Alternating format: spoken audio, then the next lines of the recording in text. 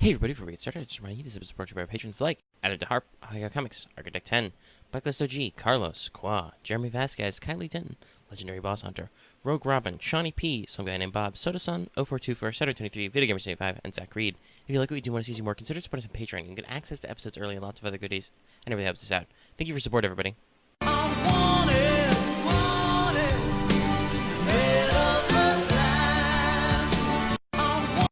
Hello everyone, and welcome to our first ever Wanted Redux. So let's take FGO Wanted, the show where we let you know if you want to roll 5 stars. But it's been about 2 years. You know how I know this? Our first ever Wanted, FGO Wanted number 1, the original, was Iskandar, when they played the original version of the Fate Zero collab event. And now it is time for the rerun. So yeah, that happened. So a couple of people expressed a desire with Wanted to see some of this stuff kind of come back and do some redos, especially because, well, so in 2 years, Wanted has changed a little bit.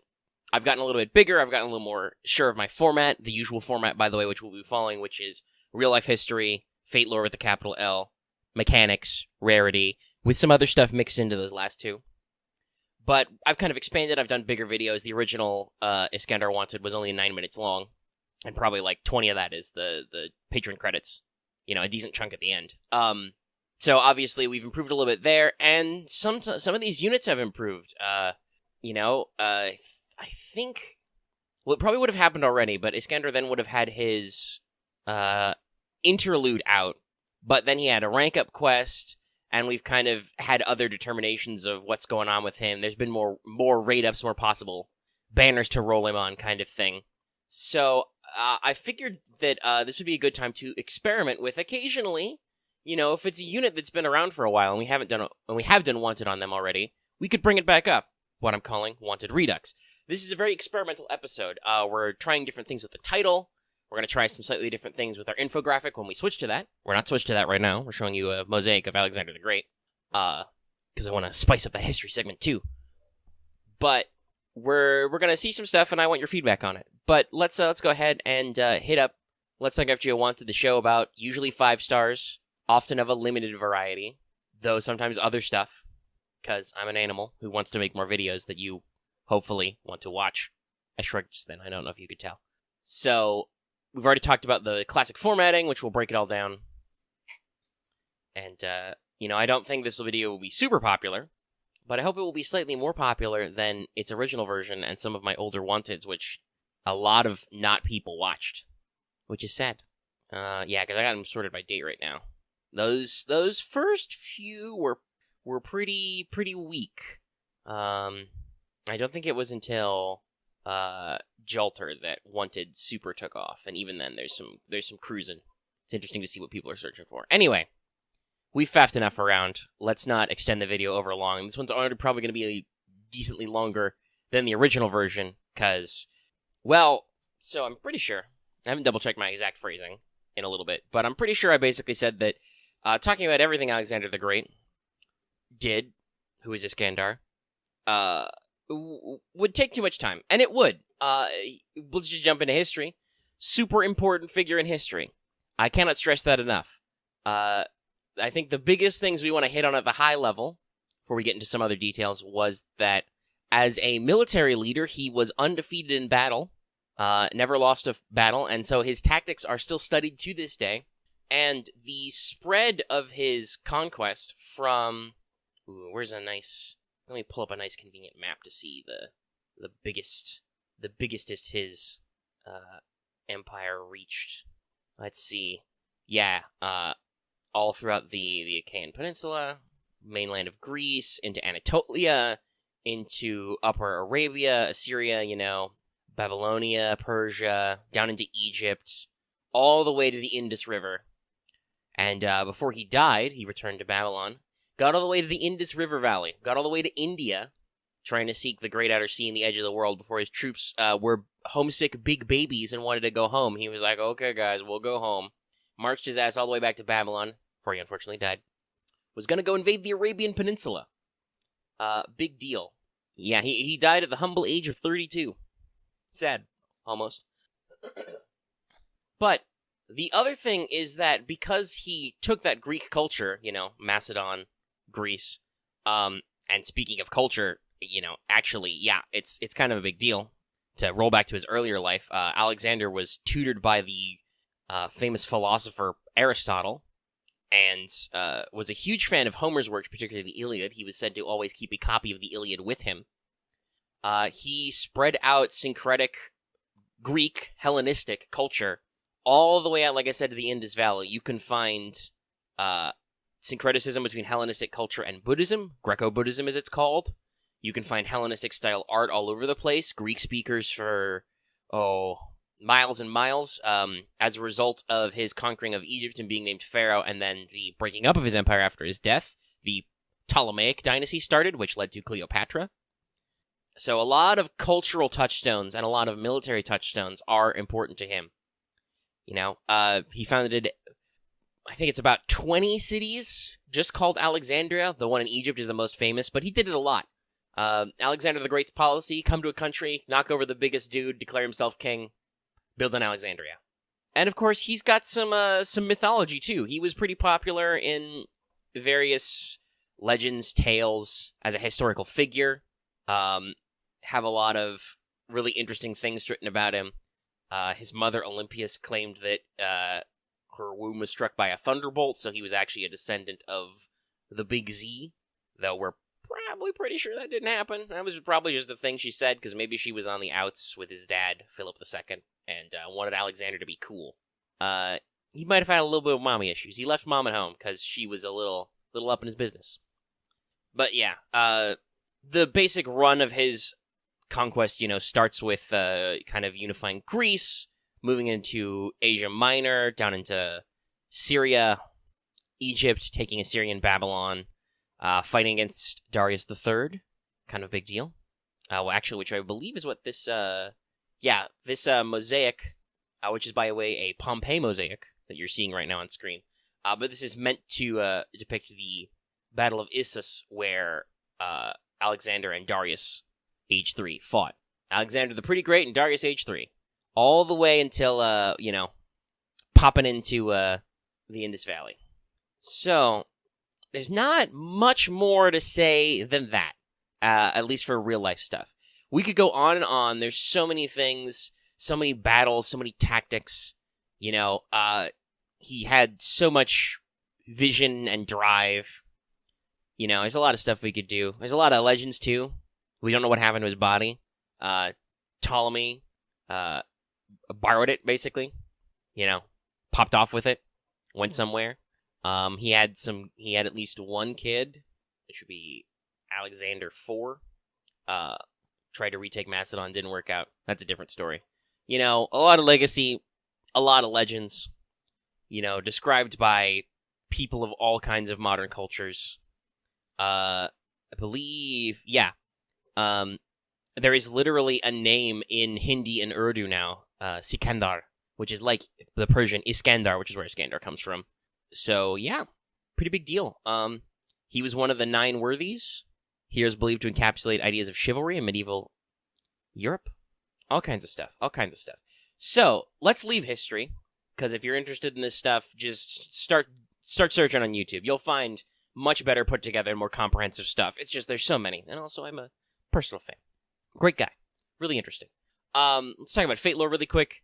Obviously, as you can tell from the fact that he's involved in the Fate Zero collab event, Iskandar was kind of a big deal. He was the writer in the Fate Zero light novel and anime, the prequel to the original Fate Stay Night, partnered with Wafer Velvet, kind of a big deal, their whole relationship. That means that while he's not physically present in case files, in a certain sense, especially in the anime, there's some other stuff going on. His presence is hugely felt by Waver as a character going forward. So he's got some long-lasting lore ramifications. He shows up as a character in Extella as well.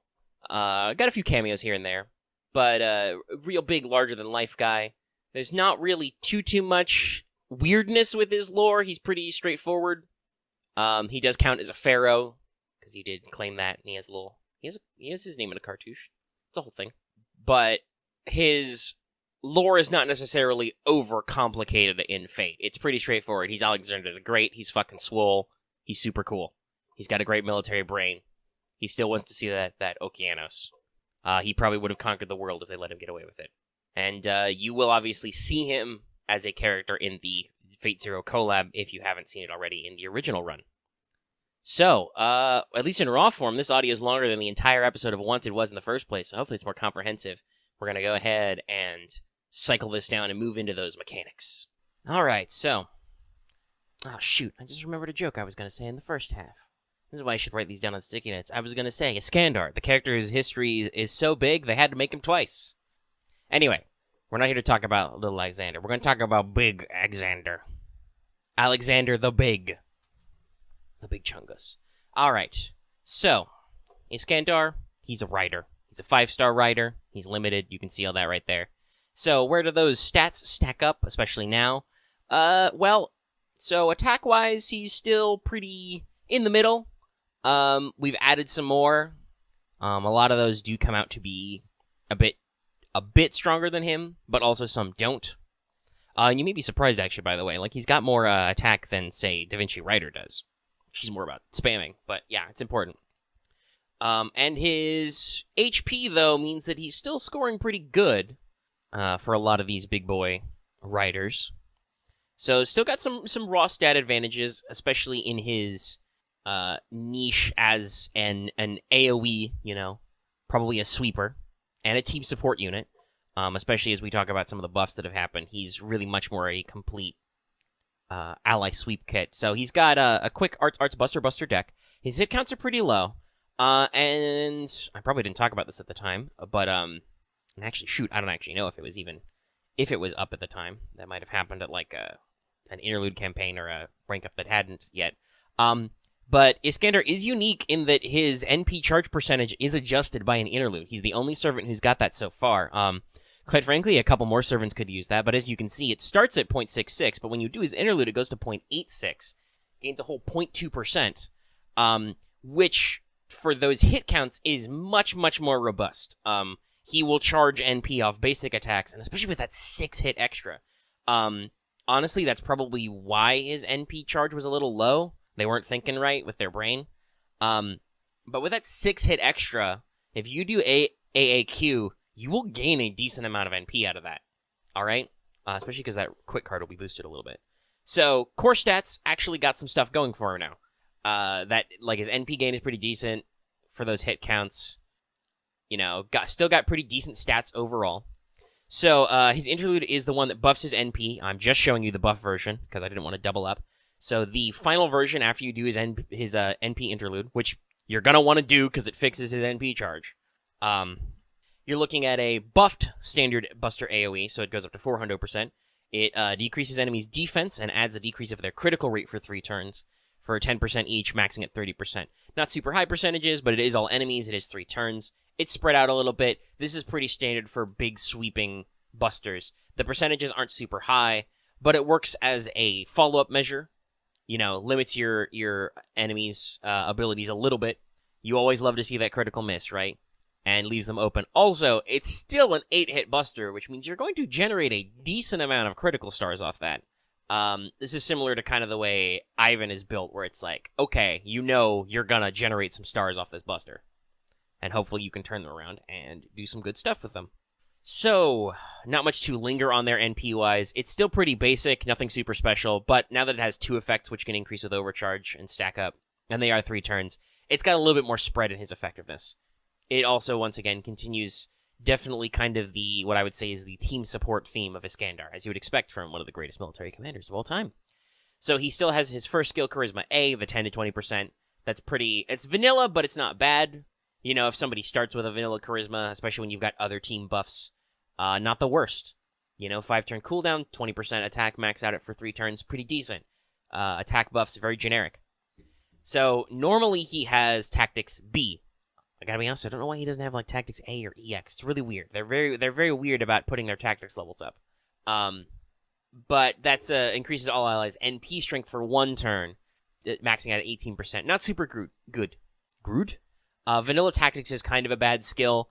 Like, obviously, the multipliers aren't bad, but it requires a lot of specific timing for stuff. So why not make it better? In a future rank up that is coming, you will unlock his strengthened version, Military Domination Tactics. That's a joke. Cooldown stays at 5, but now it flattens the curve. It goes from 10 to 20% on that NP strength. It goes for 3 turns, a much, much better buff. One, God forbid if you actually... It's probably not going to happen without chargers, but he is Buster crit focused, so you could probably put a Merlin in there and massage him up. Give him some NP extra in there. Or pair him with Waver, who loves to charge. Hey! But the 3 turns means that if you can get Iskandar to come back and do a second one with that defense down for 3 turns, pretty spicy. Also, it means that you can trigger it when you want to trigger it at the start of somebody's NP, and maybe have some room for follow-up NPs later. 3 turns is a lot better on an NP strength buff, and the percentages are slightly higher. It also adds a 3-turn critical damage buff for the team, 20 to 30%. Not super high. Usually you see, 30 to 50 buffs, or 50 to 100% crit buffs. This is only maxes at 30%, but it is for the team, it is for 3 turns. It comes with that NP strength, and with it, this version of the skill means that between his first and second skills, Iskandar basically does all of the generic damage-increasing buffs, except, I guess, damage plus, but that's what Waver is for. But yeah, so that means he does attack up, which is just raw damage in all forms up, NP up, which is just your NP card does better, or at least does better damage, and critical damage, crits do better when you crit. All in all, a pretty good support package, very well-rounded. Makes him very useful as a wave clearer, which springboards into your boss killers.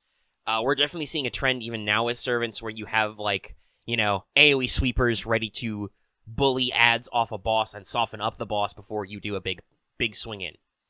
Half support kind of things. And he still has his 3rd skill, Lightning Conqueror. Gives him a mana burst, 1 turn of 30 to 50% Buster, so a big steroid on his Buster NP. Also works good for NP BB chains. It also increases his critical star drop rate by a flat 50% for 1 turn. Considering he already has okay-ish star gen, it's 50% could be higher. This could be a future buff, but 50% still pretty good. Pop it with his NP, which has all those hits. You'll generate some stuff. Can be pretty fun. It mostly focuses on making sure that his NP punches hard enough and has the follow-up effect, but it's still very useful and good. And those are his active skills. They're pretty plain and simple. A lot of basic bright colors. So for passives, he's only got magic resistance D, which is a little low, but does have some of that debuff resistance. He has Riding A+, so that 1 quick card he does will hit pretty hard and generate lots of stars in NP. Even has 3 hits. Pretty decent. And he does have Divinity C, so his damage overall is increased slightly. Not much to say there. So this is where we're testing out the graphic placement. I might pretty it up a little. But a lot of people ask about Ascension and skill reinforcement. Iskandar's an older unit, and his requirements aren't crazy, so we're not going to wax too long in there, but you can do a cross-reference. Pretty basic stuff. He does need some hero proofs if you don't have a lot of those. And his skill reinforcement does require a lot of feathers at the top level, which I know some people have issues with. But at the very least, these are older materials, which are hopefully not too hard to get your hands on. But there's your mapping right there. So let's talk CE and support setups. So Iskandar doesn't have any batteries on his own, so you got to be careful. But I'm obviously going to promote that Waver, El Meloy 2, makes a great support for him, because Waver is also just generic support. Increase crit strength, does attack plus and damage plus, and def increase and damage cut. Works great as a support and a 50% charger. Slap Iskandar with something like Golden Sumo, Howling Princess, Aerial Drive, the Buster, CE of that. His NP will slap pretty hard between all those attack buffs and actually, spice up and get going. Waver's NP also does have a def down effect, which can help soften them up even more if you want to chain them. That helps Iskandar hit harder, and also probably gets you started on whoever your big boss killer is. Because I will say, while you can use Iskandar to do some damage, he probably works better in that, as I mentioned, half support role where you have a big centralized boss killer guy in there already. I don't know who that is. I'll probably use Ketz in the setup, because she's also got a super great charisma and, target all buster buffs and all that stuff. Stargather, etc. But that's just me. That's just who I am. So, the other obvious support is Iskandar himself is Buster focused. He has 2 Buster cards. He has a Buster buff. He wants to be able to charge his NP even faster. Merlin, of course, is an option. Make sure those crits land. Give yourself some max HP, squish room, NP gain, healing, big critical buffs. Also has his own charisma to further build the team support and the battery, though not as big a battery as waivers. In general, you'll see a lot of that. As for who I would use as the single hitter, I already mentioned I personally would use Kets. You could also probably use Ozymandias, get some Pharaoh wombo combos in there. You know, as big single target hitters. Who's our others? Maeve does have a Buster NP. You could also use her. I'm thinking. Are there any other big single target busters? Ooh, there's not. I believe Riders do have a slight problem with single target. Even so, there are a couple of single target Riders who are all SSRs and busters. They would work perfectly well. Though I would note, all of Iskandar's buffs are generic, so he just increases attack, critical, and NP damage, and he has his own self-buster buff. So if you were looking for another single target, you could just as easily say use, Summer Saber Altar. Sorry, lost that one for a little bit there. I also, when talking about support, I shouldn't forget you can also use newer unit, Sima Yi Renez, for maximum awkwardness. Because that she, as a unit, is a rider who has a support kit similar to waivers, which allows you to kind of further amplify your increasing. Does a lot of the defensive stuff, negates class advantage if you're working a mixed node, all that stuff.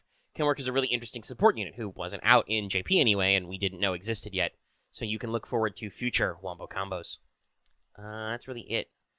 Same for that support setup. So, let us then go ahead and talk about Rarity.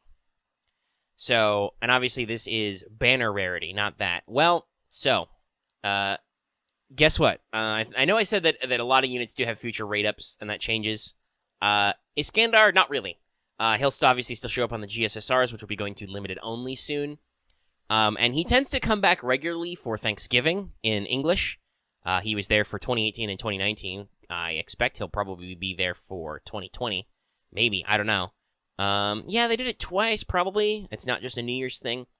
But after the rerun, he doesn't have any standalone rate ups. So if you're trying to go for him specifically, now's as good a time as any, guys.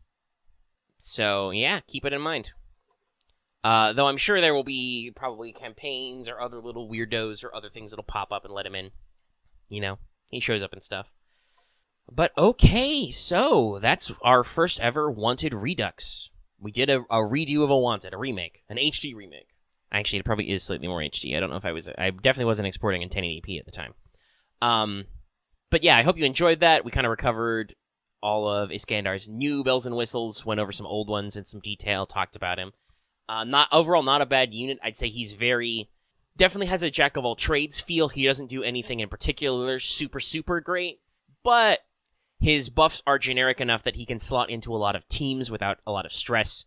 You don't need to worry about anything getting too weird, and especially if you have skills to increase star weight, he doesn't have any of those, so you don't need to necessarily worry about him vacuuming up your stars for your other riders or hitters. Can work well with other combos, and has a term I'm beginning to like using a lot, half support. Has a lot of those team supporty skills, while still having his own very decent self-steroid. So yeah. Anything more to say? No, I don't think so. You got all your stuff up there? This is definitely one of those videos where I want you to let me know what you think. Sorry, I had to pause there and enunciate. Let me know what you think. Do you like the little skill and ascension tab on the side? Do you want that maybe formatted a little bit cleaner? I can work on that. Much like how I, over the years, refined passives like down into a smaller zone and stuff like that. Do you like this Redux of Wanted? Did you even know I did a Wanted Iskandar? I mean, it was my first one. Let me know how you think about stuff and all that stuff in the comments below. And of course, if you like this video, be sure to give it a like as we get on out of here. You can leave comments down below, or you can join our Discord. That link is in our video description and our channel page as always. Subscribe to our channel if you want more Wanteds, or if you want more of our podcast, Let's Talk FGO, comes out every week about FGO, news, memes, and more. Even if you're already subscribed, considering that bell for notifications so you always know when we post a new video, like this Wanted, which may get posted at a weird time because, man, 0XL is coming up fast. Fast. And also lets you know when we stream. There's also a join button and a link in the description if you want to join our channel memberships. Yes, sheep. Gives you some emotes, helps support the channel, gets you access to some badges and other stuff we're working on, and it's really a little help out. Speaking of helping us out, though, you can also support us on Patreon. Now annual memberships are available. You could get this video early. That's our 5 and up level, and you could pay for that whole year of that in advance with a 10% discount. So it's a great deal. So consider it. All right, that is it for Wanted. Always remember your Hellenistic squad goals, everybody. I'm out. I gotta go do the rerun.